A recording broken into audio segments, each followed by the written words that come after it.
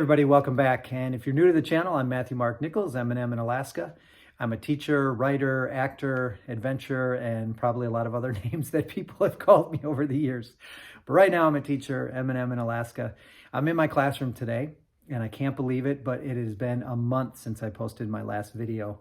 I've just gotten caught up in things going on here, and that's a good thing. And I was posting maybe every week, week and a half, and just kind of lost track of time. So today I'm going to give you some updates on what's going on with me, where I'm going, where I'm headed, what's been going on. I'll take you around the village a little bit and share some things that are going on here and take you on the adventure in my last few days here in Marshall. And again, if you're new to the channel, please hit that like and subscribe button as it helps the channel grow, or hit the notification bell so you can find out when new videos are coming out to find out what my new adventure might be. So let's get started. Well, I know a lot of my viewers have been on the edge of their seats wanting an update on beaver nipples, so I actually have one for you. There were several bags that I talked about in a different video that I found in the freezer labeled beaver nipples, not a delicacy that I ever tried before. But I found out from a friend in a local that the guy who lived here before me was actually labeling some of his moose meat bags as beaver nipples. So I've already thawed out one of these and eaten the whole bag. And as usual, the moose meat was as delicious as ever. So the beaver nipples mystery was solved, and I don't believe that there will be any beaver nipples that are going to be eaten here anytime soon. So that's my update on that.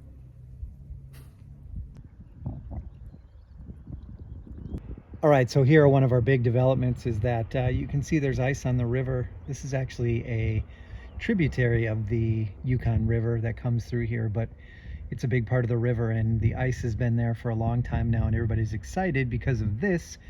You can start to see open water now, so the ice is breaking up and starting to move down river, and that's a good thing for everybody because they can get their boats ready and start to get out on the water again and get to fishing and egg hunting and some more goose and swan hunting. So it's a pretty big deal, and everybody's really excited about that.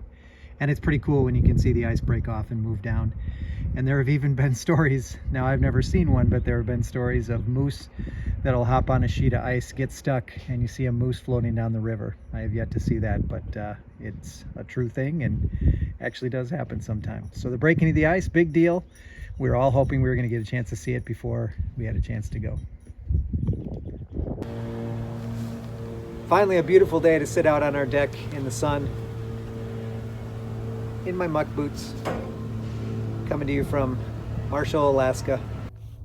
Well, coming to you from our deck out here now. It's a beautiful day today, probably up to about 50 degrees now. The village is starting to wake up. People are getting out, enjoying the nicer weather, which is really great. No mosquitoes or no-see-ums yet, the little black bugs that bite really hard, or the giant mosquitoes that'll carry you away. It is probably their state bird out here.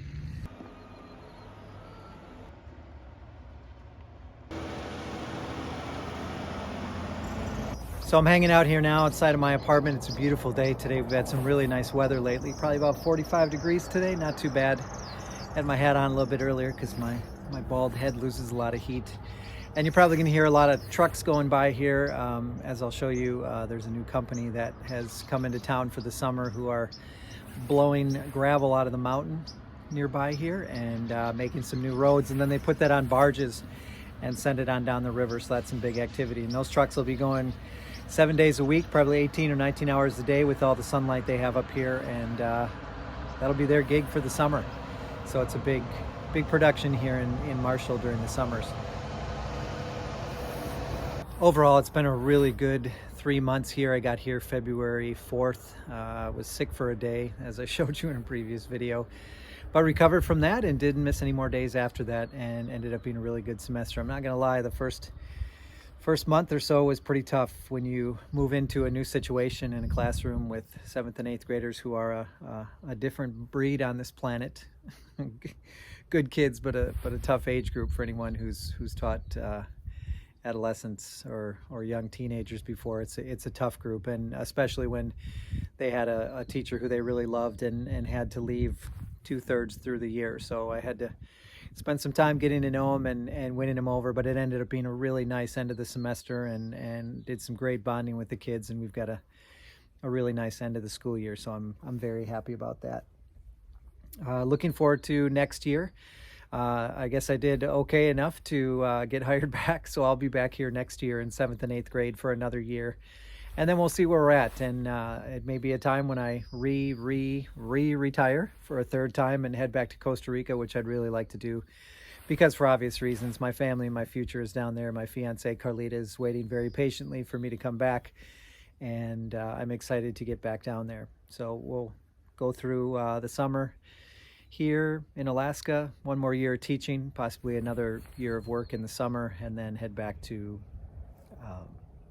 Costa Rica after that. I live on forked roads, so I could post a video tomorrow saying that something different is coming up, but that's the plan going on right now, and I'm looking forward to that. And it's pretty solid and very secure, and it's a really nice school here. I've got a great friend and principal to work for, Jimmy Lowry, who's been really great to me this year, and it really helps just make the whole school year better. I've made some really nice friendships this year with not only my colleagues, but people in the village. And that's something I've always really enjoyed and been proud of, even back to the days in Mountain Village, where I have a lot of friendships there still, and just have to immerse yourself in the community and get to know people. And I know they appreciate that. And that's something that's really helped me out here a lot too. So I've been very grateful for all those friendships and looking forward to coming back again next year. I was even invited to the volleyball, weekly volleyball games with the villagers, and I don't have the 20-year-old body that I used to have, but I still have fun and give it my all, and you get to know people a lot better there, and it's a lot of fun. So I've really been grateful for all the opportunities to get to know the villagers better and be a part of the community. Now, where I'm going to, let me talk about that for just a minute. Right, well, I've shared with you many times now about where I'm heading this summer, and there is a phonetic lesson to it. I'm going to a place called Egegik. Now, in my previous videos, I've said Egegik, and as a teacher, it's hard for me to phonetically pronounce something one way when it's spelled another way, so I thought I would write this out for you. So this is where I'm going to work for the summer. As it's spelled, I would tell everybody that it's pronounced Egegik because it was a lot easier for my family and friends to be able to pronounce that. But the actual pronunciation is in red, Egegik. And if you say it fast, Egegik. That's the correct pronunciation. Now, no disrespect to anybody in Egegik if I've been pronouncing it wrong. There are 27 villagers there, a total of 27 people who live there. So from here now, at the end of the week on Friday, we'll be heading to Anchorage for a couple of days where I will get some much needed R&R, staying in an Airbnb with a good friend of mine, Josh, who I've worked with up here for a couple of years. We're going to relax, get some good restaurant food, fill our bellies, grab a few beers that I'm not able to have here in the village. So looking forward to some good food and drink, and I'll gather up all my groceries for the summer in Egegik.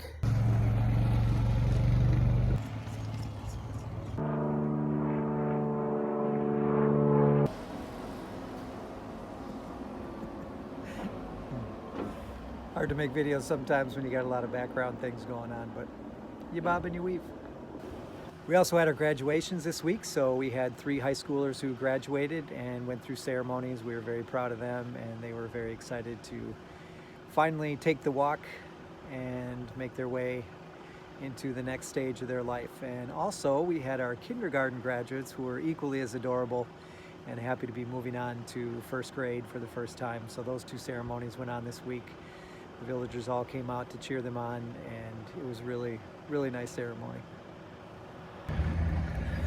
Okay, let me share another funny story with you. For months now, I've been trying to get totes sent out here so that I can ship some of my things to the next village and just have an opportunity to have something to ship with. And I could not get any company to send them out here, the big totes that you have on Amazon or Walmart or any company. Tried some help from my family members, just wasn't working. So today, in a big pile of snow that has just melted, I found 3 totes that were abandoned, and now I have my totes. So it's funny how the universe works sometimes. Ask and you shall receive. Hey everybody, I just want to switch gears here for just a moment and share some sad news. Our family earlier this week lost my Aunt Phyllis, who was just a wonderful, wonderful woman. 12 years ago, I lost my mom, and Phyllis has been like a mother to me for all these years, and we have nothing but amazing memories of her. She was your good old-fashioned stay-at-home mom who loved her family, would have done anything for anybody, and was just the salt of the earth, just a great person. We have so many incredible memories of the summers in Irma, Wisconsin, up at the lake where we were fortunate to spend our summers growing up, and Phyllis will be sorely missed. I remember just so many good times. I remember her adorable little laugh, and she, again, would have given anything for anybody. So I just want everybody to know that it was a very special person in my life, and we're going to miss Phyllis very much. So Phyllis, we love you, we miss you, and thank you for touching our lives the way that you did. Hey everyone, that's all I've got for you this week. Thanks for coming along again on this fork in the road and adventure I'm taking with my life. We'll see where it leads next. As always, to my 2 loyal viewers, appreciate you. Thanks again to everyone else coming along for the ride, and as always, we'll see you back here again real soon.